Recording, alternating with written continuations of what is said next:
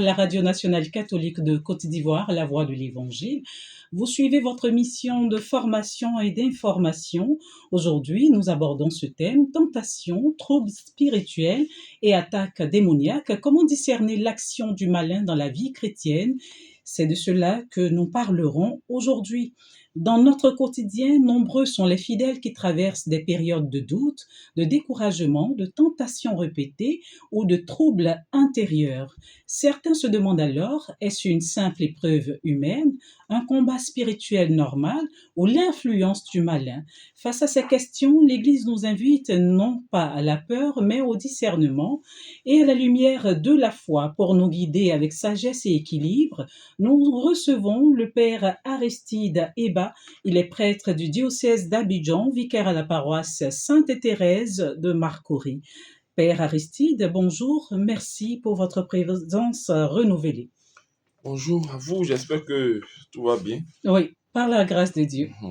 Et de votre côté, les fidèles, votre curé, comment ça se passe? Tout le monde va bien. Oui. On va bien. Oui, nous rendons grâce à Dieu. Merci à Romuald Nyamba qui nous accompagne pour cette émission Ecclesia Magazine.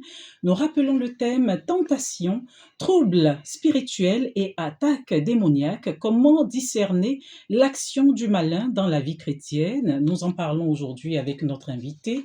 Et juste après son intervention, vous serez emmenés à réagir, proposer vos questions ou faire des contributions. À tout de suite.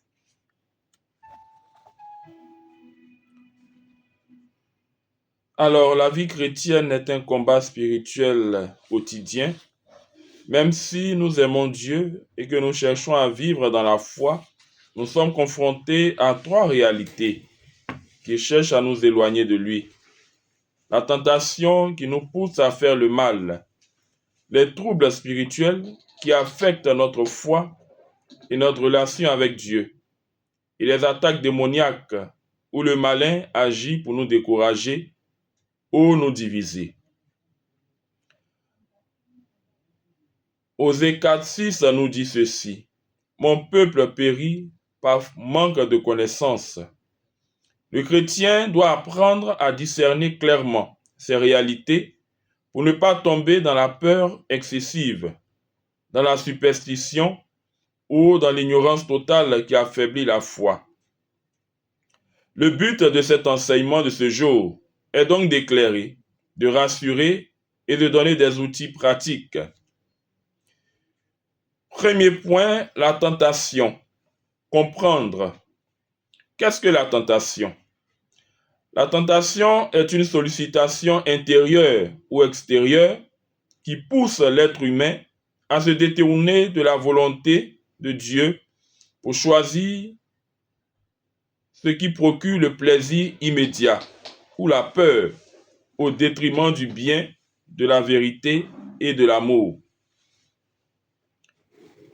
La tentation devient péché que si l'on accepte. Exemple biblique, Jésus au désert, Matthieu 4, du verset 1er au verset 11. Dans ce passage, Jésus a été tenté par le diable dans la solitude et la faim. Il a résisté en citant la parole de Dieu. Le chrétien peut également résister à la tentation au moyen de la parole de Dieu et de la prière. Le but de la tentation, c'est d'affaiblir notre relation avec Dieu et de nous amener à banaliser le péché.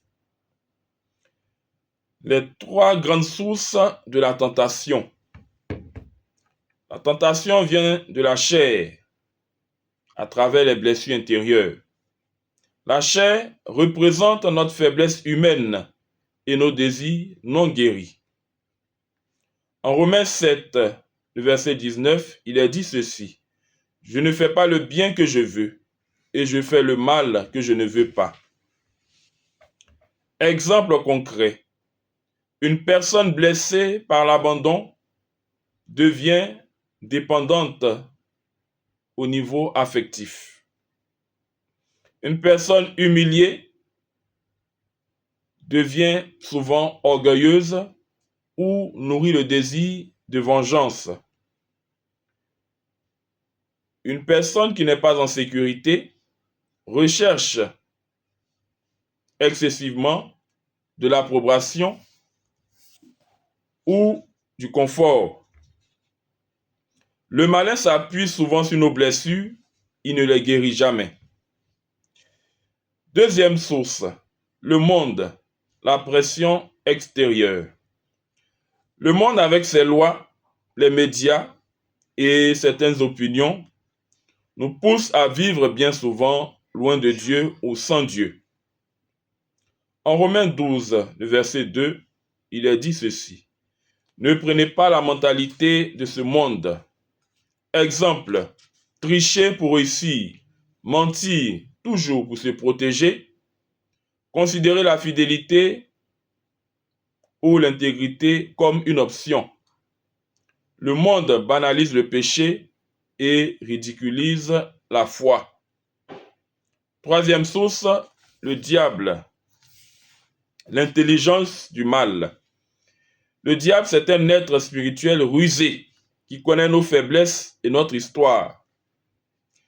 2 Corinthiens 2, le verset 11 nous dit ceci. Nous n'ignorons pas ses manœuvres. Méthode utilisée bien souvent par le diable ou le malin.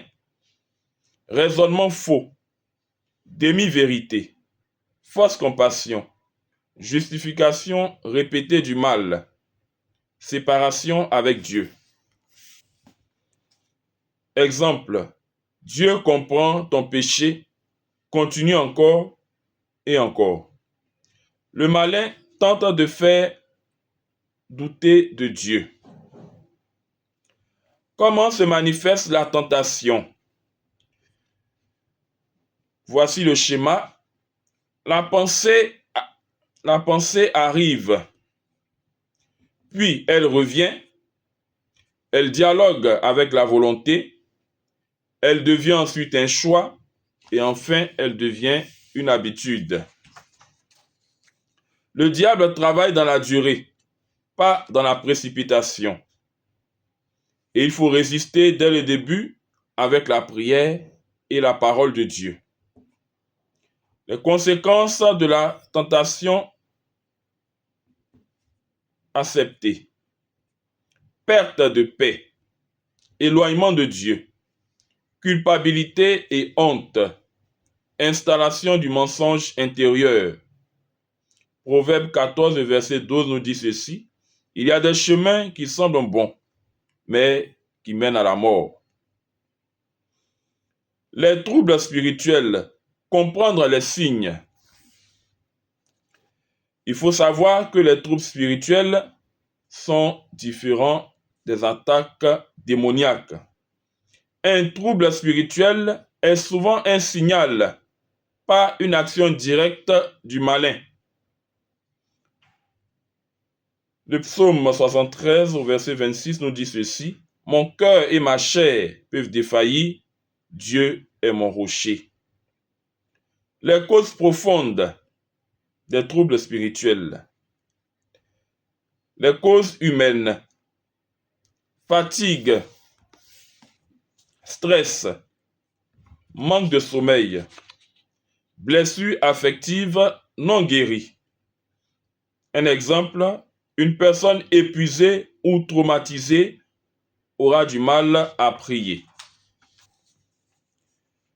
Causes spirituelles naturelles, négligence de la prière et des sacrements, éloignement de la vie sacramentelle. Influence spirituelle négative, il s'agit là des oppressions. Pressions spirituelles qui peuvent gêner la foi, mais qui ne sont pas des possessions. Manifestations fréquentes. Sécheresse spirituelle, confusion intérieure, doute sur l'amour de Dieu, grande peur de prier, sachant que Dieu purifie par la foi. Le diable veut la détruire. Les attaques démoniaques. En Jean 10, le verset 10, il est dit ceci: le voleur vient pour voler, tuer et détruire. Une attaque démoniaque est une action volontaire du malin visant à décourager, bloquer la vie spirituelle, pousser à l'abandon. Les grandes formes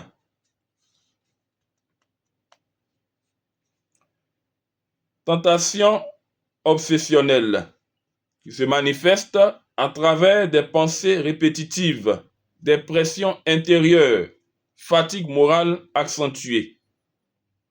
Quand les pensées s'agitent en moi, ta consolation me réjouit. Le psaume 94, le verset 19. Une autre forme d'attaque, les oppressions spirituelles, se manifestent par la lourdeur, très souvent dans la prière, tristesse inexpliquée, sensation d'être écrasé. Pensée imposée, qui se manifeste à travers des images violentes ou des blasphèmes non voulus.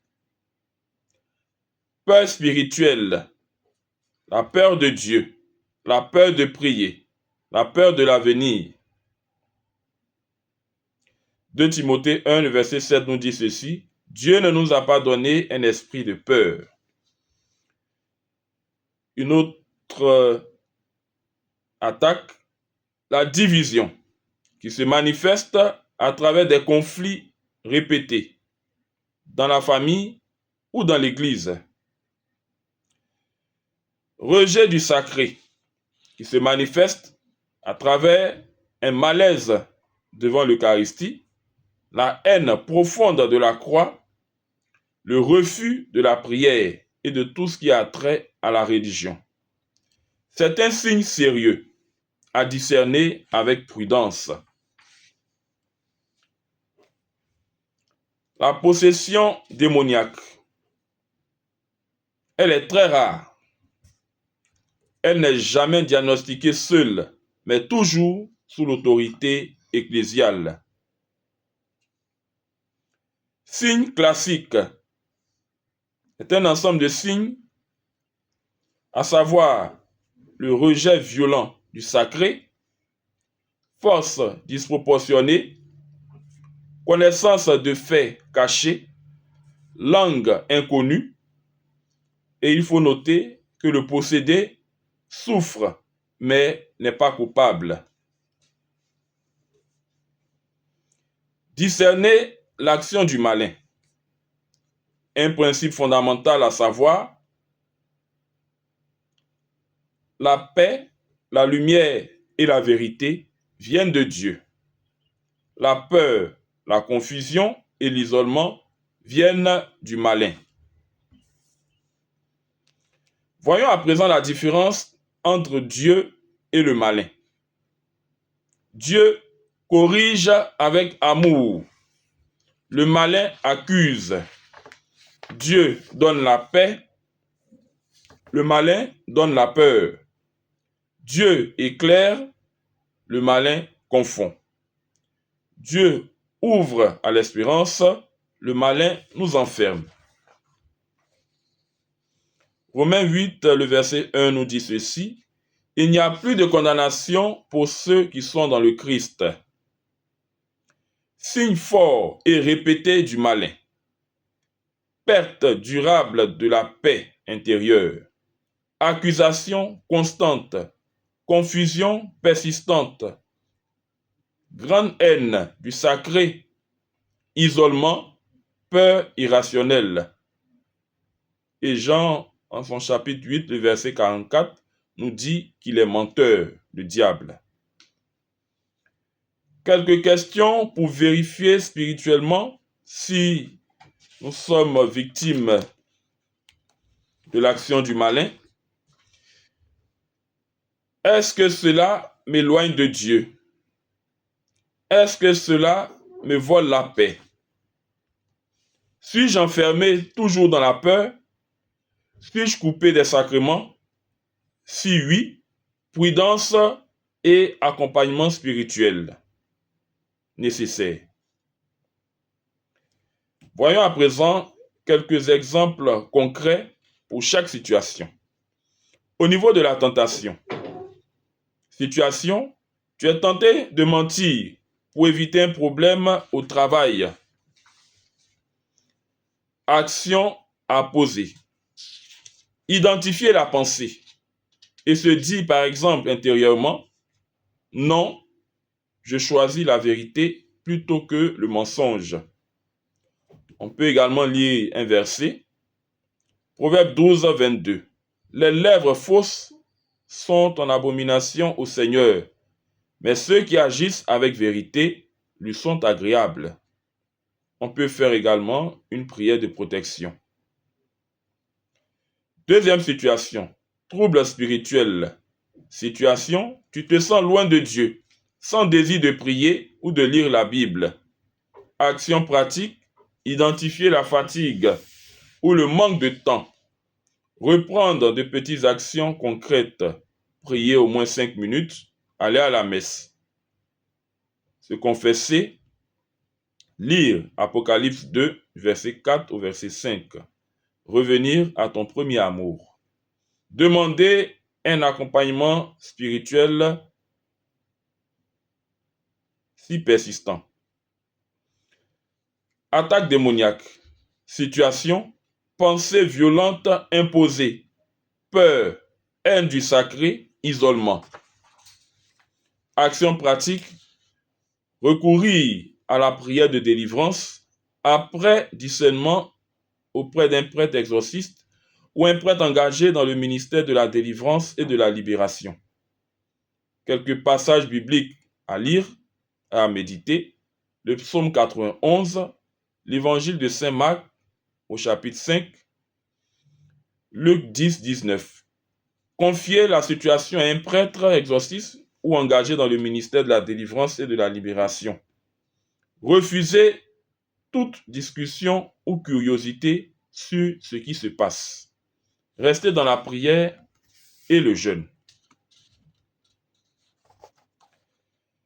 Quelques conseils pratiques pour notre vie au quotidien, afin de ne pas succomber à l'action du malin. Routine spirituelle solide. Prière quotidienne, lecture biblique, confession, Eucharistie. Éviter la peur excessive.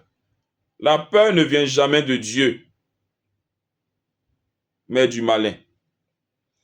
Discernement constant. Noter les pensées et les émotions que nous vivons ou que nous avons et demander à Dieu, Seigneur, est-ce toi ou le malin? Accompagnement spirituel nécessaire. Ne jamais affronter seul un trouble ou une attaque persistante. Affirmer chaque jour son appartenance au Christ. Solution spirituelle.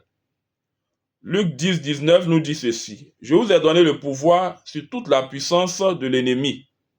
Les âmes spirituelles, la confession fréquente, l'Eucharistie régulière, la prière quotidienne, le jeûne, la lecture et la méditation de la parole de Dieu.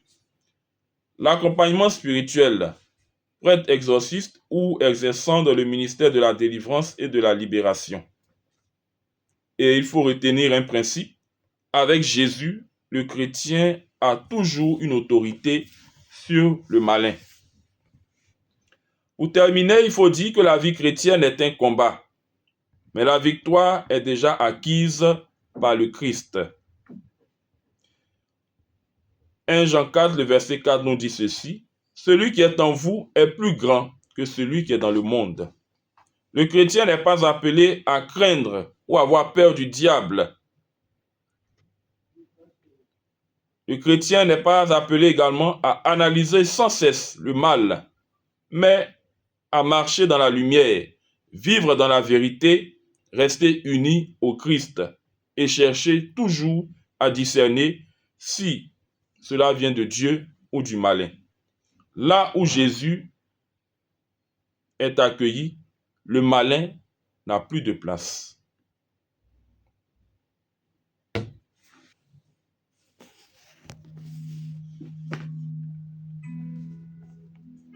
Ecclesia Magazine, le magazine de l'Église. En le roi de ce monde, viens opprimer ton cœur. Quand tout ce que tu vois n'est que désespoir, il est difficile de comprendre qu'il est réellement là. Non, ce n'est pas facile de croire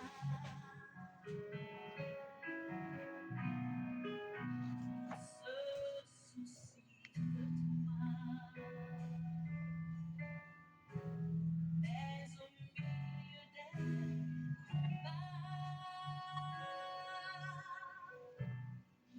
il se tient tout près de toi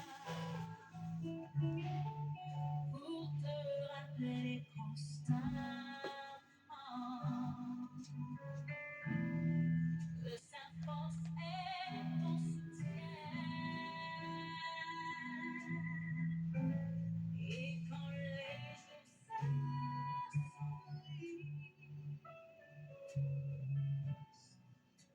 il n'est pas tellement loin. Sur lui, tu peux compter. Il t'entendra prier au milieu des combats. Tu peux trouver la paix, l'espoir qui renaît. Lorsque tu mentionneras son nom, il sera ta consolation. Quand tout ira très mal, chante ses louanges. Merci de nous suivre sur la Radio nationale catholique de Côte d'Ivoire, La Voix de l'Évangile, et de suivre avec beaucoup d'attention votre émission Ecclesia Magazine. Aujourd'hui, nous abordons un thème à la fois sensible, souvent mal compris, mais pourtant très réel dans la vie chrétienne. Chers amis auditeurs, pour cette seconde partie de cette émission, vous êtes invités à nous rejoindre au 07 59 55 54 24 ou le 05 55 03 46 60 ou encore le 01 42 85 87 06 pour poser vos questions et faire des contributions. L'occasion pour nous de remercier le Père Aristide Eba pour son intervention sur le thème évoqué tout à l'heure, tentation, troubles spirituels et attaques démoniaques. Comment discerner l'action du malin dans la vie chrétienne? Alors, Père Aristide, dites-nous, comment comprendre la place du malin dans le plan de Dieu sans tomber dans la peur ou l'obsession? Alors, comment comprendre la place du diable dans le plan de Dieu sans tomber dans la peur et l'obsession? Avec l'épisode ou la vie de Job, Oui, nous voyons que le Seigneur a permis que le malin puisse le tenter, oui. mais ne pas toucher à sa vie. Mm. C'était dans le but de tester la fidélité de Job, tester sa foi en Dieu. Et Dieu merci, Job est resté fidèle au Seigneur. Et après, nous avons vu que le Seigneur l'a restauré. Souvent, le malin il ne peut pas, il nous tente. Voilà. Si on dit on peut, c'est comme si le malin nous tente. Il nous tente de plusieurs manières. Mm. Mais, comme je le dis souvent, le diable ne peut pas agir sur notre volonté. Il fait des sollicitations il nous tente. Si nous acceptons de céder à la tentation, je l'ai dit dans l'enseignement, c'est là que la tentation devient un péché. Alors, quand vous dites que si nous acceptons, c'est quoi exactement? Si nous À quel moment acceptons on accepte? de... Parce que Non, nul ne veut être tenté. l'acceptation, ça dépend de chacun. Hmm. Ou Quelqu'un bien on qui vous laisse une dit, porte ouverte. voilà, quelqu'un euh, qui vous dit, moi je n'ai pas envie de faire du mal. oui. Bon, je suis tenté. Et puis tu vas, tu fais du mal. Et quand on finit de faire le mal, qu'est-ce qu'on dit? Toujours, le pauvre diable, on l'accuse. C'est vrai qu'il est bien souvent responsable. Mais souvent aussi, nous avons aussi notre liberté qui joue dans cette affaire. Hmm. Voilà. Il y a des sollicitations. Nous savons que nous sommes faibles. Le diable, il est fort. Il connaît nos faiblesses. Il connaît tout. Il nous tente. Même la parole de Dieu. Il connaît la parole de Dieu, mais il utilise ça de la mauvaise manière. Ouais. Comme je l'ai dit dans l'enseignement, souvent, il y a des demi-vérités. Toujours t'accuser, te donner même le dégoût même du sacré, haïr la croix. Ce sont ces signes. Et Ouais. lorsqu'il le fait, nous, on n'est pas obligé de céder. On va dire que le diable est plus fort que nous. Mais nous avons l'exemple de Jésus, la tentation au désert. Il a utilisé la parole de Dieu pour pouvoir tromper Jésus. Jésus aussi a utilisé la parole de Dieu dans le bon sens. Hmm. Et Jésus n'a pas cédé. Parce que Jésus était à chaque fois, vous voyez que Jésus doit faire quelque chose, il se retire pour prier. Très Donc bien. la prière est très importante. Donc pour pouvoir résister à la tentation, le Notre Père nous le dit, ne nous laisse pas entrer en tentation. Hmm. Donc la prière est très importante. Voilà, avoir une vie de prière vraiment sérieuse, équilibrée, ça peut nous permettre de ne pas céder à la tentation. Très bien. Et il faut aussi un accompagnement pour nous aider, pour que devant certaines situations, nous sachions quoi faire.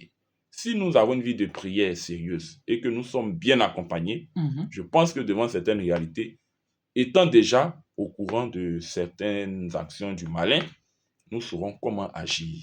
Mais Très nous ne bien. sommes pas toujours obligés de céder parce qu'il y a des gens souvent, ce n'est pas le diable. C'est-à-dire qu'il t'a fait la sollicitation, il te tente. Tu n'es pas obligé. Mais justement, est-ce que les tentations sont toujours mauvaises? Dites-nous. Ou bien elles peuvent devenir un chemin de croissance spirituelle. La tentation peut devenir un chemin de croissance spirituelle, Mais elles ne sont pas toujours mauvaises, pas les toujours mauvaise, tentations. Oui. dans la mesure où le Christ lui-même a été tenté Oui. au désert. La tentation peut venir pour nous aider à grandir spirituellement. Très Ce bien. n'est pas toujours dans le sens du mal. C'est pour cela que le discernement est très important pour savoir d'où cette phrase-là, discerner l'action du malin. Oui. Voilà. Allô, bonjour. Oui, votre nom, cher ami? Vous êtes le bienvenu, monsieur Guissot. Bonjour, monsieur Guissot.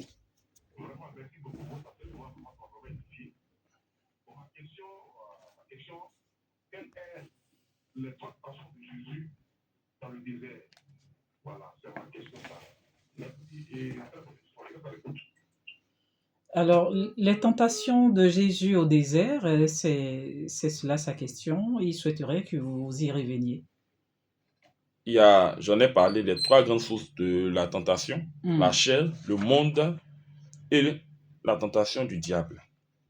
La chair, nous savons que ça représente notre faiblesse humaine et nos désirs souvent non guéris. Alors, le diable a essayé de tenter Jésus au moyen de la chair. Il a essayé aussi de tenter Jésus en fonction des réalités du monde. C'est-à-dire quand il a parlé de plaisir, de royaume, je te donnerai tout, Jésus n'a pas cédé.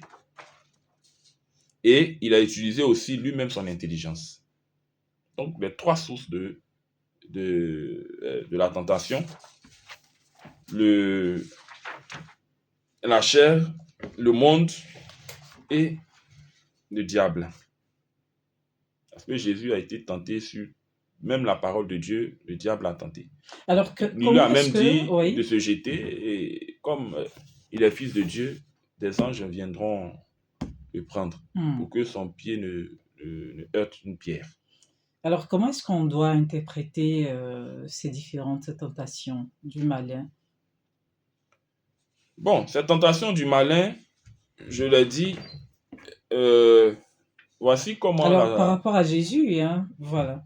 Bon, par rapport à Jésus, c'était prévu dans le plan de Dieu. Oui, Et la tentation de Jésus au désert nous amène à comprendre que la parole de Dieu doit être mise au centre de notre vie. La prière également.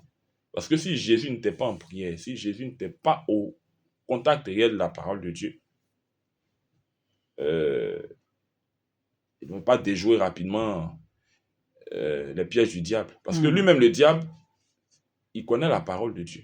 Et il a utilisé ça, il a manipulé. oui. Voici comment il a fait pour avoir Adam et Ève, la manipulation. Voilà. C'est-à-dire qu'il connaît la parole de Dieu, mais il utilise ça dans un mauvais Autrement, sens. oui. Et si on n'est pas fort d'esprit, on n'est pas en prière, on ne connaît pas la parole de Dieu, on va céder. Donc, la tentation de Jésus au désert nous amène réellement à pouvoir comprendre qu'au cœur de notre vie, le malin existe. Oui. Le malin se manifeste. Donc, lorsque certaines situations se présentent, il ne faut pas tout de suite dire c'est le malin. Il faut qu'on ait des éléments, donc des signes qui vont nous permettre de savoir que ça, c'est le malin, ou ça vient de Dieu, ou ça vient de nous-mêmes. Très bien. Voilà.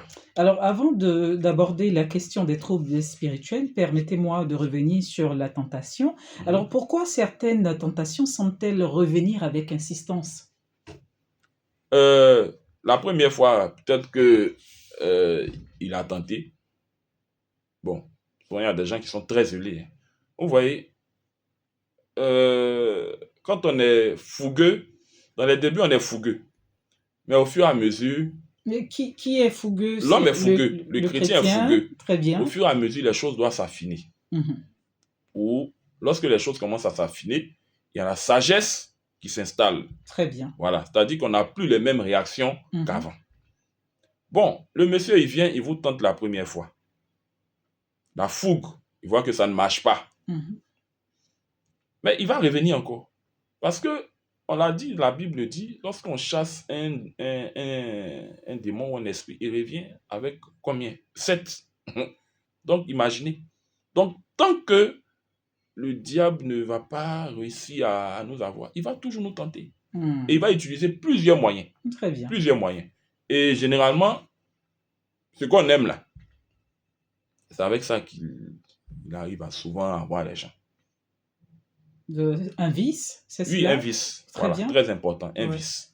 Donc, il regarde parce qu'il nous connaît. Et lui, ce n'est pas un être humain. C'est un ange déchu. C'est un ange déchu. Donc, de la même manière qu'il a tenté Jésus, qu'il a résisté à la tentation, qu'il a vaincu, lui aussi, il va toujours chercher à replonger les enfants de Dieu dans le désarroi. En tout cas, lui, il sait qu'il est fini. Oui. Donc, il cherche des clients, comme on le dit, pour aller avec lui dans son royaume. Oui. Allô, bonjour. Bonjour, madame. Oui, votre nom? Bonjour. Vous êtes le bienvenu. Nous vous écoutons, monsieur Héritier. Bonjour, mon père. Merci pour l'enseignement. Merci, bonjour à vous. Je suis très content. Vraiment. Merci. Quelle est votre question, monsieur Héritier? Oui, bon, ma question, voilà. Ma question, je vous dis concernant la parole, parce que Oui. la parole. Bon, est-ce que c'est pas une tentation? Moi, je dis toujours qu'il faut prier sans la parole, mais c'est mieux de prier avec la parole. Est-ce que je ne peux pas recommander de prier toujours avec la parole, comme on dit, l'écriture divine, comme Jésus l'a fait à Matthieu 4, 4, qui avec la parole dans le bon sens, on prie avec la parole, et puis ça donne du sens, une force, comme on dit, c'est pour du prochain, et ça peut chasser l'esprit malin et mauvais. Est-ce que pas le point de prier avec la parole? Comme on le dit, la révélation de la parole de guerre est dans le puissance, c'est bon, c'est Très bien. et puis la foi vient, c'est qu'on entend. C'est qu'on entend bien la parole. Dans l'enseignement, le terrain des terres, Dieu nous dit, et la parole, on va plus. Parce que là, on va plus souvent avec la parole pour que on soit en Jésus-Christ, pour qu'on puisse évacuer les mauvais. Ma question. Merci. Alors, je crois que le père Aristide Eba nous a demandé et nous a invités à être au contact au quotidien de la parole de Dieu, n'est-ce pas? Allez-y, Oui, on doit vous être au contact de ajouterez la parole de certainement quelque Dieu chose. chaque jour, méditer Oui. la parole de Dieu et avoir une vie de prière sérieuse. Voilà, ce qui nous aidera vraiment à pouvoir discerner tout ce que nous vivons dans notre vie, savoir si ce que nous vivons, c'est une épreuve voulue par Dieu pour nous permettre d'atteindre un certain objectif, ou Oui. si c'est voulu par le diable. Très bien.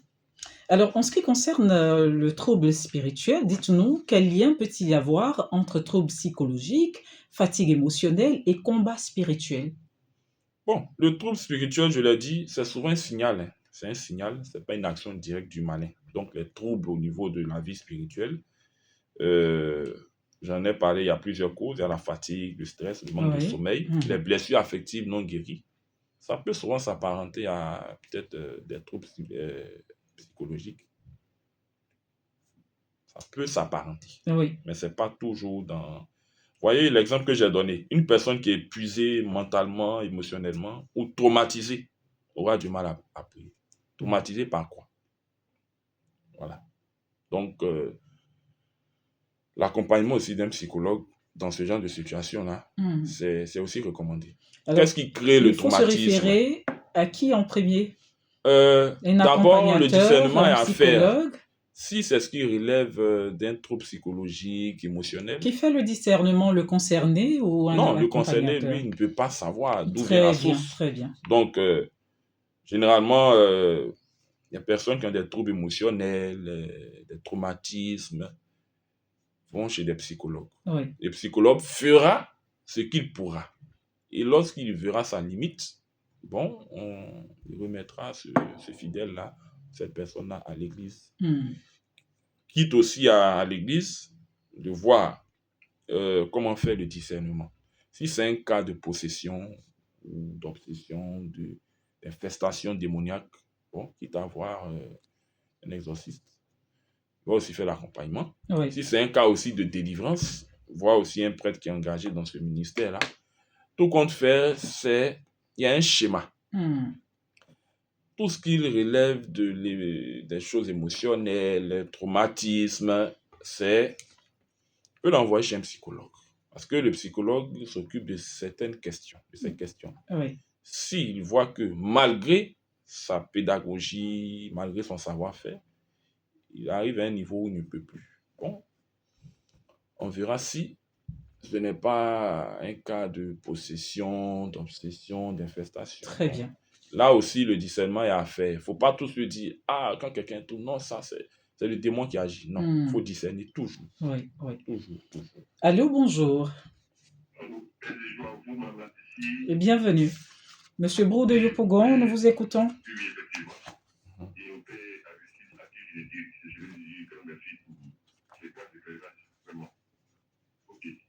Cela étant, je voulais entrer dans la Bible. J'ai lu que le Père est évoqué les trois passions du Christ. Mais apparemment, souvent, je voudrais faire allusion aux disciples de Jésus qui était Judas. Qu'est-ce qui a fait que Judas n'a pas pu résister à la tentation du mal? Qu'est-ce qui a fait que le malin a pu l'apporter sur Judas, lui, le disciple de Jésus? C'est pour ça que je voulais bien avoir par rapport à l'occupation. Très bien. Merci, Monsieur Brou. Alors, la question de Judas, qu'est-ce qui a fait qu'il n'a pas résisté à la tentation? Tenté. Ouais. Nous le savons, Judas a été corrompu par l'argent. On te donne l'argent et tu nous livres ton maître. Il avait certainement l'amour de l'argent. Parce que lui, on lui a donné beaucoup d'argent. Pour livrer son maître, ce n'est pas un problème. Judas avait la liberté. Comme je le dis, Dieu nous donne la liberté. Mais souvent nous utilisons mal notre liberté, souvent nous utilisons bien. Judas était libre. Judas a accepté volontairement de livrer le Christ. Il a été tenté, mais il n'était pas obligé de céder. Parce que Judas était disciple du Christ. Donc, je veux dire que Jésus leur a donné vraiment un enseignement, leur donnait des enseignements de qualité. Il leur parlait de certaines réalités. Mais Judas s'est laissé tenter, s'est laissé corrompre par l'argent. Et ensuite, il a livré le Christ. Puisque les gens cherchaient à tout faire pour éliminer Jésus, ils n'arrivaient pas. Donc, il fallait passer par une personne qui est proche de Jésus pour la voir. C'est ainsi que Judas avait le prototype de la personne qui pourrait vraiment livrer le Christ. Et il a cédé volontairement. Le diable ne peut pas agir sur notre volonté. Il nous fait des sollicitations. Donc, Judas a été sollicité et il a accepté. Parce qu'il a vu qu'il y avait un intérêt. Je livre le Christ, ça me fait mal, mais j'aurai mon argent. Et voyez-vous après ce qu'il a fait? Il allait se pendre. Après, il est revenu en lui-même. Il a compris que ce qu'il a fait était très grave. Et il allait se pendre. Il a cru que Dieu ne pouvait pas lui pardonner. Et ça, c'est une très grande erreur que souvent nous commettons. Quel que soit le péché, Jésus ou le Dieu est prêt à nous pardonner. Mais Judas n'a pas cru en la miséricorde de Dieu. Après avoir posé l'acte, il n'a pas cru en la miséricorde de Dieu. Donc Judas a cédé à la tentation. Oui, oui. Il avait le choix Oui. de ne pas céder, de refuser l'argent que les grands prêtres, les scribes, les pharisiens allaient lui donner. Très bien. Mais malheureusement, il a cédé. Oui. Allô, bonjour. Oui, répondu cette question, Jésus encore. Oui, Ma deuxième question. rapidement. Voilà mon père. Ma deuxième question. Quelle est la différence entre l'épreuve et la tentation? Voilà. Quelle est la différence entre l'épreuve et la tentation? Très bien. Merci, Monsieur Guissot. La différence entre l'épreuve et la tentation, Père Aristide Eba. La tentation, c'est une sollicitation intérieure ou extérieure qui pousse l'être humain à se détourner de la volonté de Dieu. Voilà. Nous détourner de la volonté de Dieu, nous détourner de la vérité de Dieu. L'épreuve, c'est, je peux dire, c'est une situation que nous vivons dans notre vie qui nous affaiblit. Voilà. Un chrétien qui vit une épreuve, il est affaibli. Une épreuve, c'est une difficulté, une situation qui nous affaiblit, parfois même dans tous les sens. Et Dieu peut passer par une épreuve pour nous élever. Donc l'épreuve n'est pas toujours vue dans le mauvais sens. L'épreuve peut être un chemin de lumière, un chemin de croissance spirituelle. Mais au sens, je veux dire simple du thème, l'épreuve c'est une difficulté, un obstacle qu'une personne rencontre dans sa vie à tous les niveaux, vie affective, émotionnelle, financière, familiale. Voilà. C'est différent de la tentation. La tentation, c'est une sollicitation qui pousse l'être humain à se détourner de Dieu. Très bien. Voilà, de la volonté de Dieu. Oui. Donc à ne pas confondre avec l'épreuve. Alors, on parle aussi d'attaque démoniaque. Il y a cette réalité de la vie quotidienne. Le malin agit-il de la même manière sur tous les chrétiens, Père Aristide? Est-ce qu'il agit de la même manière? Pas forcément. Oui. Voilà, pas forcément, il n'agit pas de la même manière. Comme je l'ai dit, l'attaque démoniaque vise à décourager, stopper la personne dans sa vie spirituelle, c'est-à-dire dans sa croissance, peut pousser cette personne à abandonner. Très bien. Totalement même Dieu. Alors, dites-nous, rappelez-nous quelques signes qui peuvent appeler un discernement spirituel sérieux quand on parle d'attaque démoniaque. J'ai parlé de tentation obsessionnelle, c'est-à-dire que se manifeste à travers des pensées répétitives, de mauvaises pensées répétitives, des pressions intérieures. Il y a aussi la lourdeur dans la prière, des tristesses inexpliquées, des sensations d'être toujours écrasé, affaibli, des images violentes, des blasphèmes non voulus, peur de Dieu et la haine du sacré. Voici quelques signes qui peuvent nous amener à faire un discernement. Voilà, à faire un discernement. Oui. Des gens qui, devant l'Eucharistie, en tout cas, ils ont une haine pour le corps du Christ, la haine de la croix, refus de la prière. Vraiment, il faut vraiment prendre tous ces signes-là au sérieux. Et comme je l'ai dit, ce sont des signes sérieux qui doivent nous amener à un discernement profond. Voilà. Oui, très bien. La vie sacramentelle, on va dire, est importante Oui, aussi. la vie sacramentelle est très importante. Oui, vous l'avez souligné même Voilà. dans votre intervention. La confession, l'Eucharistie, ils ont un rôle particulier face Très aux important, attaques du malin. Oui, très important. Parce Oui. que le malin, lorsque le malin arrive à avoir accès à nous, Oui, il y a une ouverture. Le malin ne vient jamais dans la vie d'une personne comme ça. Il y a la tentation. Il tente. Si on accepte, on ouvre une porte.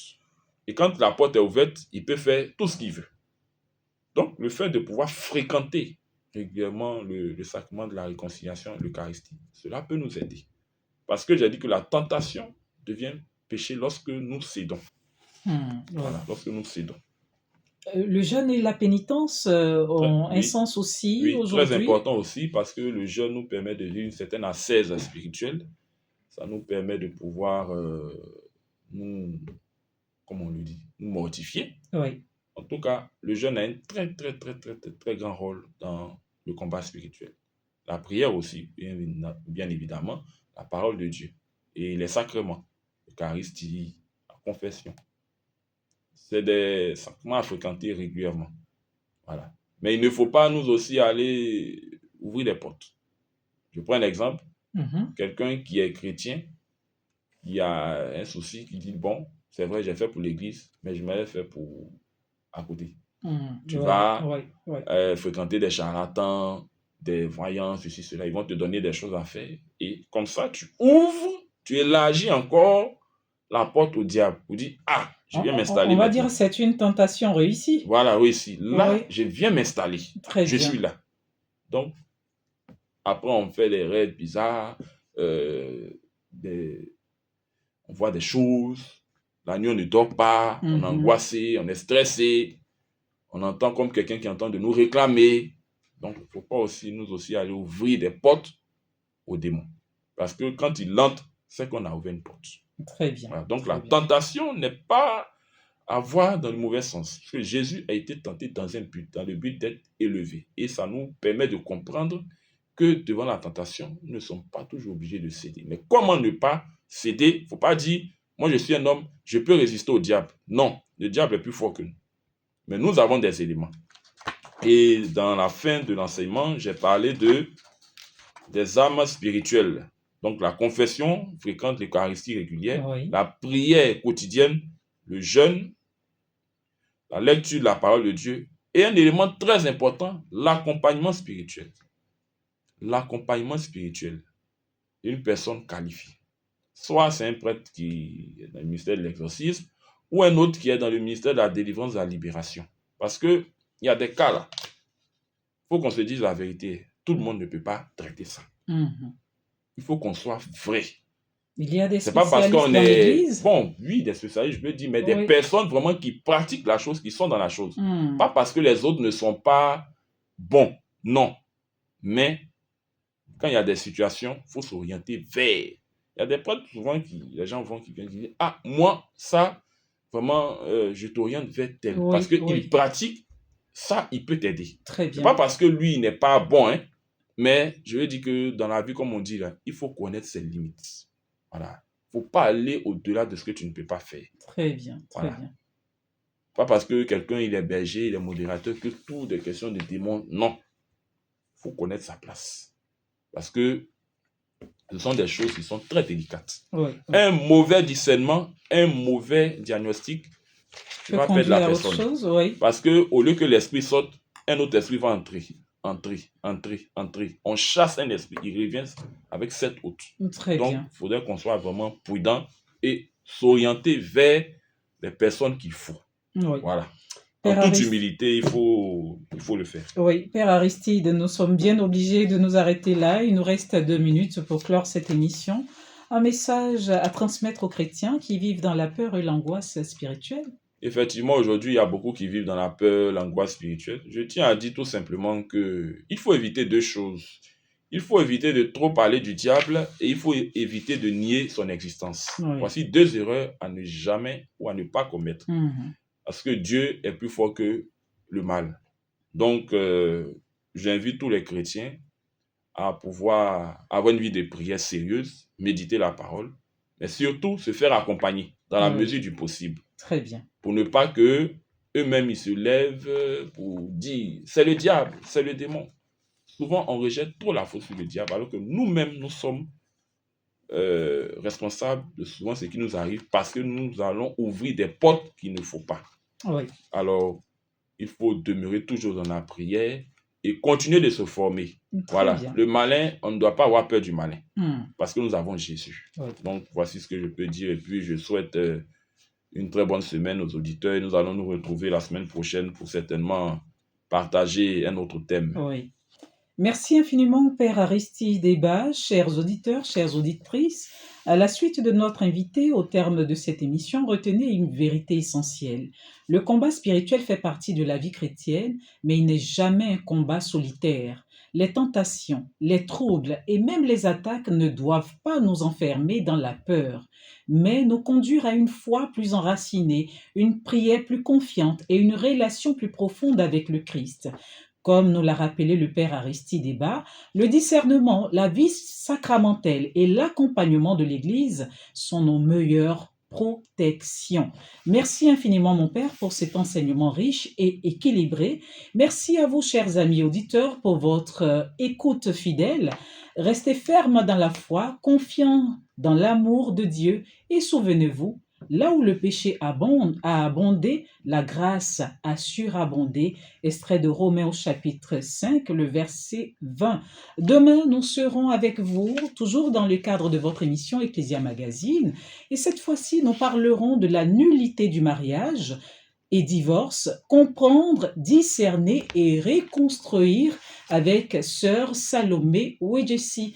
Merci à nos techniciens Romuald Nyamba et Axel Conan qui ont assuré tous deux la mise en onde de cette émission. À ce micro, je suis Marina Kwakula Sissi.